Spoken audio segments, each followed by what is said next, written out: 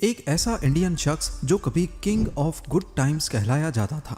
अपने वक्त में वो महाराजाओं वाली जिंदगी गुजारता था, लेकिन आज उसका नाम इंडियन हिस्ट्री में किए जाने वाले सबसे बड़े फ्रॉड केस से जोड़ा जाता है। जी हाँ, हम बात कर रहे हैं विजय माल्या की।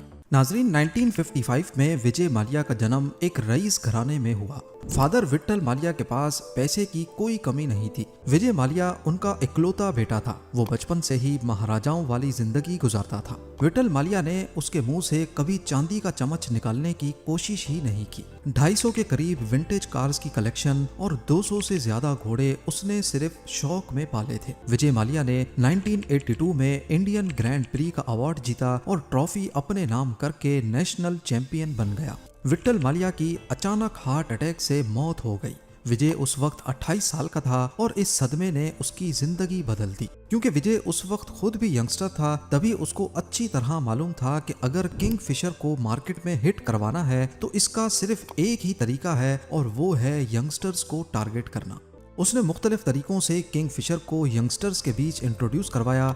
बेंगलोर, जहां पहले सिर्फ एक पब था, 5 सालों के बाद वहां 40 नए पब्स खुल गए। देखते ही देखते कुछ ही सालों में किंग फिशर ने ब्रांड की शक्ल इख्तियार कर ली। उस वक्त कई इंडियन पॉलिटिशियंस ने इस वेस्टर्न कल्चर के खिलाफ आवाज भी उठाई।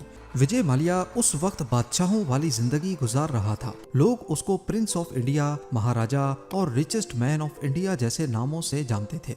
इंडिया के काफी हिस्सों में शराब पर पाबंदी लगा दी गई। ये विजय माल्या का होने वाला डायरेक्ट लॉस था। इसके बाद इंडियन सरकार ने विजय माल्या के खिलाफ घेरा मजीद तंग करते हुए एक नई मुसीबत खड़ी कर दी।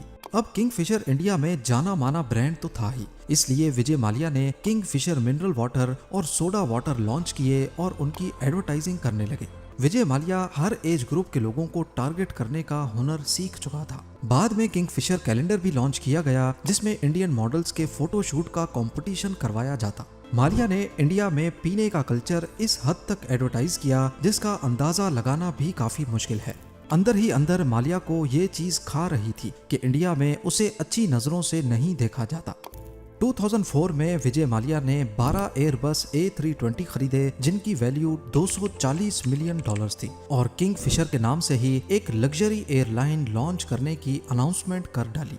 ये बिल्कुल अलग तरह की एयरलाइन थी। इस लॉन्च इवेंट की वजह से किंग फिशर का नाम दुनिया भर में छा गया और वो एक लाइफस्टाइल ब्रांड के तौर पे उभरने लगा। इस एयरलाइन में ना ए क्लास थी ना इकोनॉमी क्लास, पर इसको लग्जरी एयरलाइन कहा जाता। फ्लाइट में ऐसी लग्जरी सर्विसेज दी गई जो इस बजट की टिकट में दूसरी एयरलाइंस नहीं दे सकती थी। अब आहिस्ता आहिस्ता विजय माल्या की वो लिकर बैरन वाली इमेज बदलने लगी।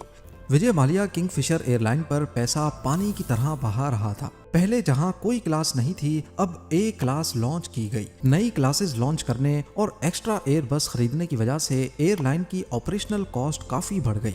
बहरहाल किंग फिशर अब एक इंटरनेशनल एयरलाइन बन चुकी थी। उसके बाद कुछ ऐसा हुआ जिससे सिर्फ इंडिया ही नहीं बल्कि पूरी दुनिया की एयरलाइंस मुश्किल में पड़ गई। फ्यूल प्राइसेस में 3 गुना इजाफा हो गया। कंपनीज ने अपने ट्रिप्स कैंसिल किए, जबकि टूरिस्ट ने कम। इस सिचुएशन में सिर्फ वही एयरलाइन सरवाइव कर सकती हैं जो ख्वामख्वाह के फजूल खर्चे नहीं करती। 12 सितंबर 2011 को एक कैनेडियन रिसर्च फर्म की तरफ से रिपोर्ट पब्लिश होती है जिसका टाइटल था पाई इन द स्काई। अक्टूबर 2009 में IDBI, जो कि एक पब्लिक सेक्टर का बैंक है, उन्होंने किंग फिशर को $200 मिलियन का लोन दिया। 2009 और 2010 में किंग फिशर एयरलाइन ने टोटल जितने भी खर्चे किए थे वो या तो लोन लेकर किए या फिर क्रेडिट पर सर्विस लेकर। वेरिटास की इस रिपोर्ट ने पूरे भारत में तहलका सा मचा दिया। इस रिपोर्ट के बाद किंग फिशर को क्रेडिट पे फ्यूल मिलना बंद हो गया। ये किंग फिशर एयरलाइन और विजय माल्या के लिए बहुत मुश्किल वक्त था। इसके बाद वो दिन भी आ गया जब किंग फिशर एयरलाइंस के स्टाफ की सैलरीज भी बंद हो गई। स्टाफ ने प्रोटेस्ट किए, लेकिन वादों के सिवा कुछ नहीं मिला। इसी बीच मुंबई के इनकम टैक्स डिपार्टमेंट ने टैक्स ना देने पर 2 मरतबा किंग फिशर एयरलाइंस के बैंक अकाउंट सीज कर दिए। विजय माल्या ने 17 इंडियन बैंक से टोटल 9,000 करोड़ रुपयों का लोन लिया था। लोन वापस ना मिलने पर बैंक्स ने विजय माल्या के खिलाफ केस फाइल किया। इस सारे मामले को लेकर CBI और इन्फोर्समेंट डायरेक्टरेट ने भी इंक्वायरी की, जिसमें यह मालूम हुआ कि लोन लेते वक्त विजय माल्या ने फेक डॉक्यूमेंट्स दिखाकर बैंक से लोन लिए थे। जब विजय माल्या के खिलाफ इंडिया में लीगल कार्रवाई शुरू हुई तो वो 2016 में इंडिया छोड़कर यूके चला गया। दूसरी तरफ इंडियन कोर्ट्स में विजय माल्या के खिलाफ इंसॉल्वेंसी के केस चल रहे थे। मलाया की लग्जरी कार्स, बेंगलोज और यूबी के कंपनी शेयर्स को ऑक्शन के लिए रखा गया। अभी तक विजय माल्या की लीगल टीम उसको बचाए हुए है, लेकिन इंडिया में उसको वापस लाने की कोशिशें अभी तक चल रही हैं।